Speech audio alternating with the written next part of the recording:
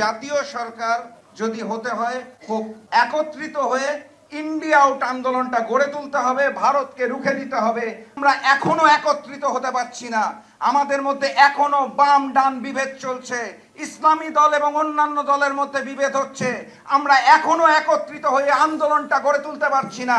এখনো সময় আছে, আমি জাতীয় নেতৃবৃন্দকে আহ্বান জানাবো, আসুন একত্রিত হই, একসাথে আন্দোলন গড়ে তুলি। বিজয়ের পথে যাত্রা শুরু, জীবন অথবা মৃত্যু।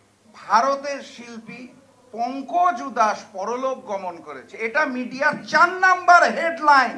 আমার সীমান্তে যখন একজন মানুষকে হত্যা করা হয় তখন সেটা নিউজে দেখতে পাই না, আমি বিরোধী দলের নেতা কর্মীদের গ্রেফতারের নিউজ পাই না, জেলখানায় যখন তাদেরকে তিলে তিলে চিকিৎসা না দিয়ে হত্যা করা হয় সেই নিউজ আমি পাই না, দেশনেত্রী বেগম খালেদা জিয়াকে গৃহবন্দী করে রাখা হয়েছে, চিকিৎসা দিতে যাওয়া হয় না, সেই নিউজ আমি পাই না।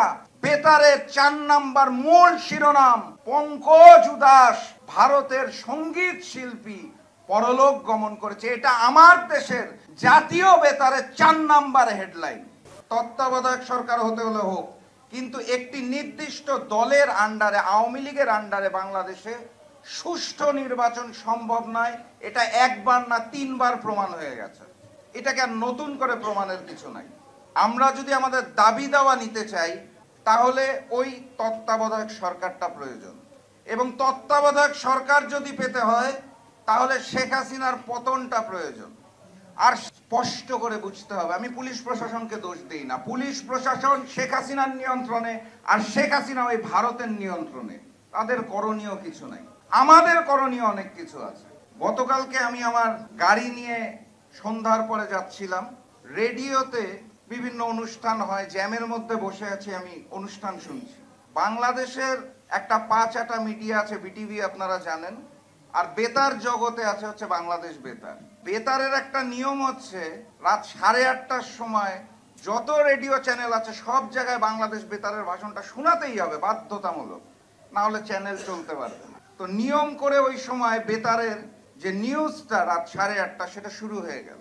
তো যেহেতু শুরু হলো, আমি গাড়িতে বসে আছি, জ্যামের মধ্যে নিউজ শোনা শুরু করলাম। প্রথম সংবাদ আসলো মাননীয় প্রধানমন্ত্রী শেখ হাসিনার বক্তব্য, আসাই উচিত 5 মিডিয়া। দ্বিতীয় আসলো ওবায়দুল কাদের সাহেবের নিউজ, তাও আমি বুঝলাম। তৃতীয় নিউজ যেটা আসলো সেটা হচ্ছে নামকাওয়াস্তে উন্নয়নের। চতুর্থ হেডলাইন, এবং যেটা নিয়ে পরবর্তীতে বিস্তারিত বলা হলো, যেই নিউজের চোটে বাংলাদেশের মিডিয়া উদাস হয়ে গেছে, এবং সেটা নিয়ে পরবর্তীতে 5 মিনিটের রিপোর্ট করা হলো। আমি বেতারে শুনলাম তিনি হিন্দিতে কি কি সুন্দর গান গেয়েছেন, সেই গানগুলা বাজিয়ে শোনানো হলো। বিডিআর বিদ্রোহের নামে যেই সেনা কর্মকর্তাদের হত্যা করা হয়েছিল, সেদিনও তারা প্রপারলি একটা মিডিয়া নিউজ দিতে পারে নাই। পঙ্কজ উদাসকে নিয়ে আমার দেশ আজ বড় উদাস।